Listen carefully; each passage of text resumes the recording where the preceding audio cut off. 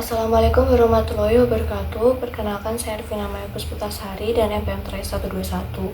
Di sini saya akan menjelaskan tentang pengolahan data dengan aplikasi Smart PLS untuk memenuhi evaluasi akhir semester mata kuliah analisis multivariat. Di sini datanya sudah tersedia yang berjumlah 100 responden. Kemudian kita save. Kita buka Smart PLS, kita pilih new project. Kita beri nama,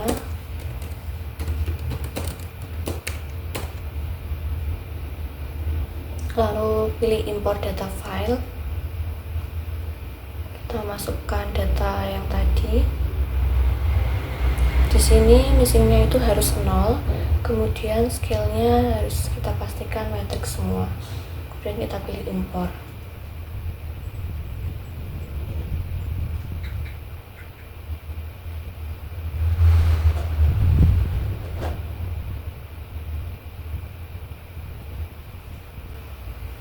Kemudian kita back dan create model.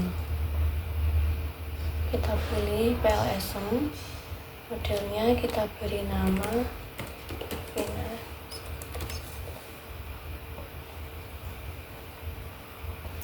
Kemudian TL itu yaitu transformational leadership, yang selanjutnya saya sebut sebagai kepemimpinan transformasional. Ada TL1 sama dengan 5. Tarik ke sini. Kemudian ER yaitu employee retention, yang selanjutnya saya sebut retensi karyawan. Ada ER1 sampai dengan 5. Kemudian OCB yaitu organizational citizenship behavior, yang selanjutnya saya sebut sebagai perilaku kewargaan organisasi. Ada OCB 1 sampai dengan 5. Kemudian communication, yang selanjutnya saya sebut sebagai komunikasi, ada C1 sampai dengan C5. Di sini kita rapikan dulu.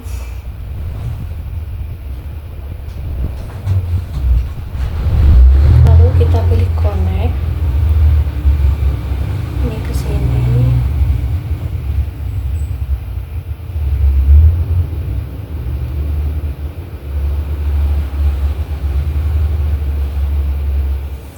Kemudian untuk moderasinya ke sini dan ke sini.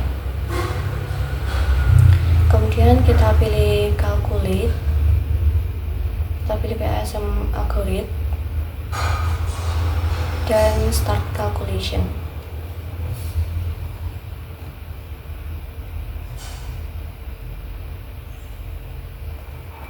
Yang pertama, kita melakukan interpretasi outer modelnya, yaitu validitas konvergen. Kita lihat di construct reliability and validity. Kita lihat di tabel AV. Nah, suatu konstruk dinyatakan memenuhi validitas konvergen apabila seluruh nilai AV-nya ini lebih besar dari 0,5. Nah, di sini nilainya sudah di atas 0,5, maka sudah memenuhi kriteria validitas konvergen. Kemudian kita lihat validitas diskriminan, yaitu ada di diskriminan validity. Nah, di sini berdasarkan uji validitasnya kita pilih ke Vernacular. Nah, secara umum setiap konstruk memiliki nilai diagonal lebih besar dibandingkan korelasi dengan konstruk lainnya. Hal ini menunjukkan bahwa masing-masing variabel mampu membedakan dirinya dari variabel lain dalam model penelitian. Namun terdapat sedikit indikasi overlap antara kepemimpinan transformasional dan komunikasi, karena nilai korelasinya yaitu 0,788 sedikit lebih tinggi dibandingkan kepemimpinan transformasional yaitu 0,779. Meskipun demikian, selisihnya sangat kecil, sehingga secara umum sudah dinyatakan validitas diskriminannya ini diterima.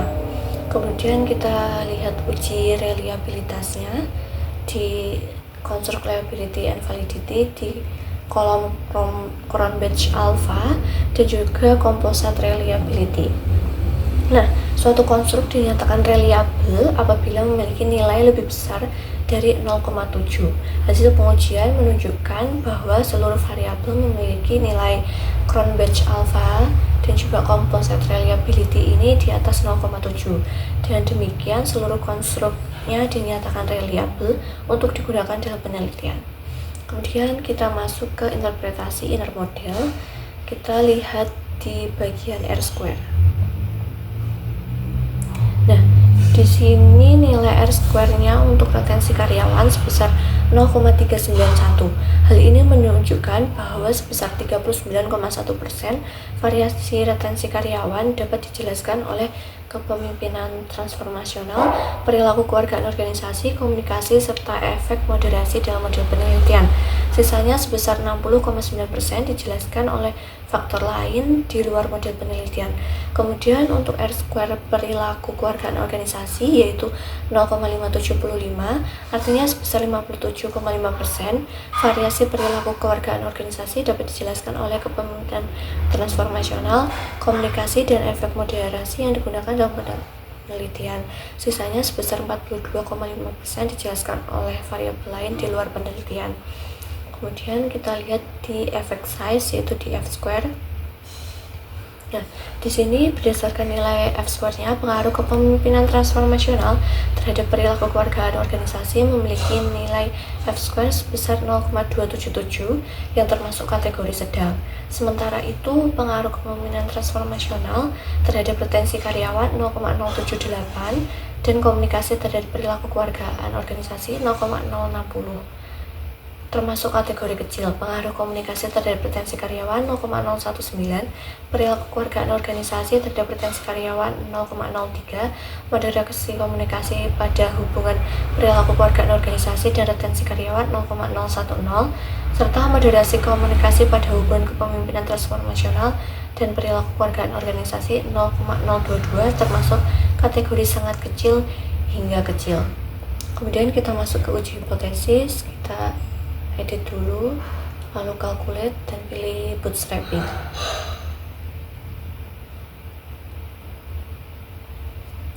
Di sini kita pastikan test type-nya itu sudah detail, lalu pilih start calculation.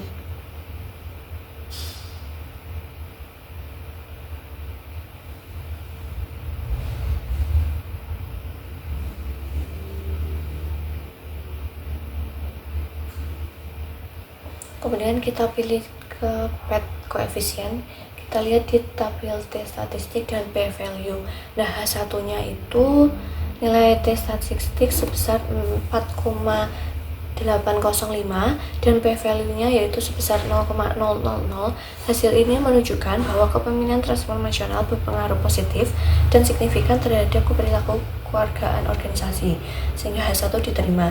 Kemudian untuk H2, nilai T statistik sebesar 2,044 dan p-value sebesar 0,041. Hasil ini menunjukkan bahwa kepemimpinan transformasional berpengaruh positif dan signifikan terhadap retensi karyawan, sehingga H2 diterima.